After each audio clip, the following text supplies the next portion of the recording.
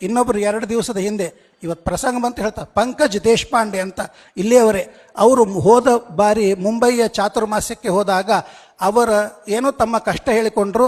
ಸ್ವಾಮಿಗಳವರು ಹೀಗೆ ಶ್ರಾವಣ ಮಾಸ ಬಂದ ಮೇಲೆ ಒಂದು ತೆಂಗಿನಕಾಯಿ ಕೊಟ್ಟರು, ತೆಂಗಿನಕಾಯಿ ಪೂರ್ಣ ಫಲ ಕೊಟ್ಟರು.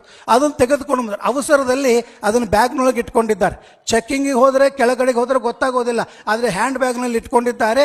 ತೆಂಗಿನಕಾಯಿ ಒಗಿರಿ ಅಂತ ಅವ್ರು ಹೇಳಿದ್ರು. ನೀವು ತಿನ್ನಿರಿ, ತೆಂಗಿನಕಾಯಿ ಹೇಗೆ ತಿಂತಾರೆ ಒಡ್ಕೊಂಡು, ನೀವು ಅದನ್ನು ಎಸೀರಿ ಅಂತ ಹೇಳಿದ್ರು.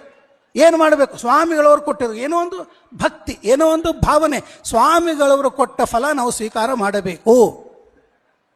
ಬಹಳ ಚಿಂತೆ ಆಯಿತು. ಇವತ್ತು ನಿನ್ನೆಲ್ಲ ಮೊನ್ನೆನೇ ಬಂದವ್ರು ಹೇಳಿದರು. ಆಗೇನು ಮಾಡಬೇಕಂದ್ರೆ ಏನಿಲ್ಲ, ಸ್ವಾಮಿಗಳವರ ಹೆಸರನ್ನು ಸ್ಮರಣೆ ಮಾಡಿದ್ದಾರೆ.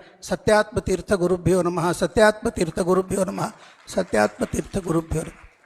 ಸ್ಮರಣೆ ಮಾಡಿದರೆ 4-5 ಜನ ಅವರು ಬಿಡೋದಿಲ್ಲ ಅಂದವರು, ಏನೋ ಗೊತ್ತಿಲ್ಲ ಸ್ವಾಮಿಗಳ ಹೆಸರು ಮನಸ್ಸಿನಲ್ಲಿ ಸ್ಮರಣೆ ಮಾಡಿದರೆ ಯಾರೋ ಹೀಗೆ ಕೈ ಮಾಡಿಬಿಟ್ರಂತೆ.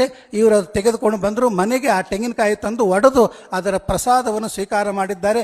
ಪಂಕಜ್ ದೇಶಪಾಂಡೆ, ನನಗಿನ್ನೂ ಹೆಸರು ನೆನಪಿದೆ. ಅಂದರೆ ಸ್ವಾಮಿಗಳವರ ಅನುಗ್ರಹ ಯಾರ ಮೇಲೆ ಮಾಡಬೇಕು ಅಂತ ಅವರು ಮನಃಪೂರ್ವಕವಾಗಿ ಮಾಡಿರ್ತಾರೆ. ಅದು ನಮಗೆ ಗೊತ್ತಿಲ್ಲದೇ ಇದ್ದಂತೆ ನಮಗೆ ಫಲಿಸ್ತದೆ ಅನ್ನುವುದಕ್ಕೆ ಇಂಥ ಪ್ರತ್ಯಕ್ಷ ದೃಷ್ಟಾಂತಗಳು. ಅಂತಹ ಗುರುಗಳಿಗೆ ನಾವು ಭಕ್ತಿಪೂರ್ವಕವಾಗಿ ಪ್ರಣಾಮಗಳನ್ನು ಮಾಡೋಣ. ಅನುಗ್ರಹ ಹೀಗೇ ನಿರಂತರವಾಗಿ ಇರಲಿ ಅಂತ ಕೇಳಿಕೊಳ್ತಾ